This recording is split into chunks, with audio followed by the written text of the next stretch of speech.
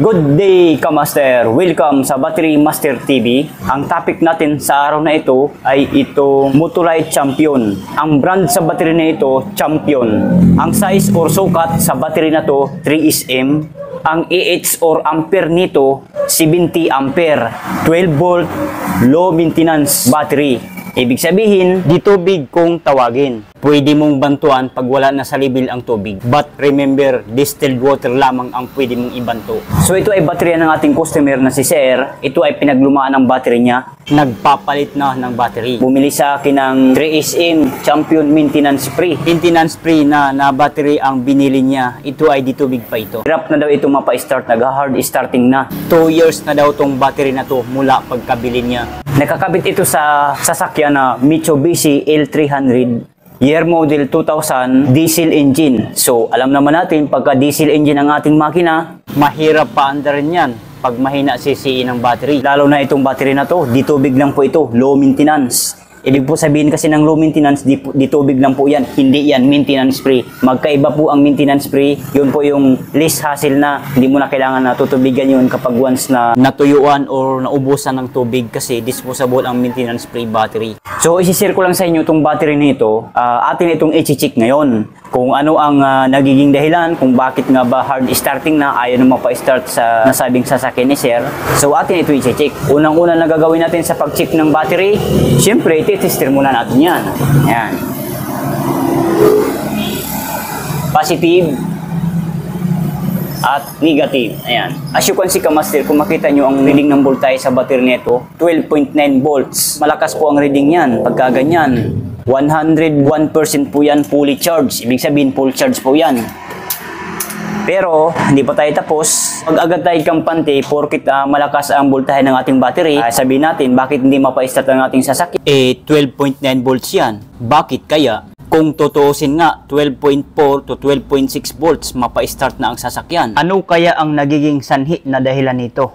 Kaya tapusin mo ang video na to hanggang dulo, malalaman mo ang dahilan. Kung mapapansin nyo itong 6 na takip ng battery, atin niyang bubuksan para ma-check ang tubig kung ano na ang status nito. Yan po kasi ang pinakasikreto ng battery. Aanhin mo ang malakas na voltahe ng battery kung wala naman itong tubig. Useless lang. At hindi lang yan.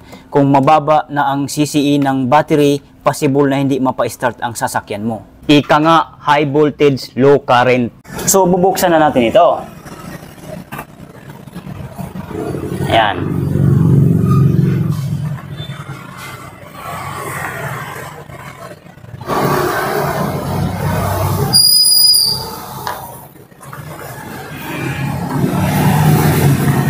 Ayan, bukas na yan. At flashlightan muna natin para makita nyo tubig kung may laman or wala. Ayan, ilalapit ko ang camera para makita nyo. Ayan. Kung mapapansin nyo, kung makita nyo ang butas ng battery, wala na siyang laman. Ayan. Pare-parehas po yan. Tuyong-tuyo yan, no? Hindi naman siya tuyong-tuyo talaga. Totaling tuyong-tuyo. May kunti pa siyang laman sa ilalim ng plates ng battery. Ayan. Kunting-kunti na lang talaga yan. So, yan. Nakita na natin wala talaga siyang laman. Yan po ang sanhi na dahilan kung bakit hindi mapa-start ang sasakyan ni Sir. Hindi po tayo magbibis sa voltahe ng battery kasi ang voltahe ng battery, madaya po yan. So, susubukan pa rin natin i-hydrometer tester para makita nyo talaga na walang lamang tubig yan. Kung may masip-sip tayo, kung meron man, kaunti lang. So, ito ang itsura ng hydrometer tester. Ito ay panukat sa tubig ng battery. Una tayo dito sa unang butas. Ayan. Ayan, mapapansin nyo. Kahit anong sip-sip natin dyan, ayan, paulit-ulit ko na lang pinipiga itong hawakan ng ating hydrometer, itong guma na to. Ayan, wala talaga siyang madadalang tubig. Kasi nga po, wala na siyang tubig. Okay. Yun. At anong gagawin natin? Wala talaga madadalang tubig niyan. Pangalawang butas, ganun din po. Ayan. Paulit-ulit ko nang pinipiga yung guma ng ating hydrometer tester, wala pa rin siya madadalang tubig. Kasi po wala siyang tubig. Okay? Pangatlong butas, ganun din po, wala siyang madadalang tubig. Kasi wala talaga itong tubig ng battery na to. Ayan, kita nyo naman sa actual. Pang-apat na butas, ganun din, di ba? Ngayon, pang-5 butas, ganun din.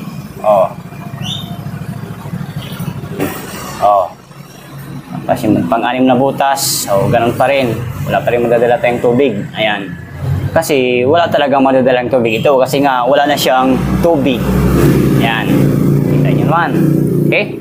So, ang status sa battery na ito, under observation. Hindi natin alam kung makaka-recover ito. Sa kadahilanan, lalagyan pa ito ng distilled water. After lagyan ng distilled water, papahingain nyo ng 1 hour para mag-circulate ang distilled water na nilagay mo bago mo ito i-charge sa battery charger. Okay? So yan po ang proseso sa battery. Hindi yung pagkatapos lagyan ng distilled water, i-charge mo kaagad. Wag po. Hintayin nyo muna ang 1 hour bago mo i-charge. Okay? Sa mga may lumang battery dyan, na katulad nito, Champion 3SM, ipapacheck nyo muna sa pinakamalapit na nagbabattery shop sa inyong lugar para malaman mo kung buo pa o sira na ang battery mo. Okay? Maring distilled water lang ang kulang nito, start na ito. Kasi mahal po ang baterya ngayon. Matuto tayong magtipid para makatipid. Sa totoo lang, hindi naman talaga ito nilalagay sa mga L300 ban. Dapat ang angkop o recommended na baterya sa mga L300 ban, maintenance free po. Although ito, low maintenance, di tubig, pwede naman ito. Kaso alam po, ang pag-uusapan natin, yung long terms, yung itatagal ng battery mo. Kasi kung maintenance free ito na battery, possible na aabot ito ng 3 years. Kasi 2 to 3 years lang naman talagang lifespan ng battery. Okay? Sana nakaabot ka dito sa dulo ng ating video at may pa-shoutout po tayo. Shoutout sa'yo, Ma'am Chiril Kimada. So yun lang, sana nakatulong sa inyo ang video na ito. Kung nakatulong ang ating video, please give me a thumbs up. Share nyo na rin sa mga friends, kakilala, kung sa tingin nyo na matutulungan ang ating video. And huwag kalimutan mag-subscribe sa ating YouTube channel, Battery Master TV. Pindutin nyo na rin ang all para ma-notify ka ni YouTube kapag may new videos akong ina-upload. Bye!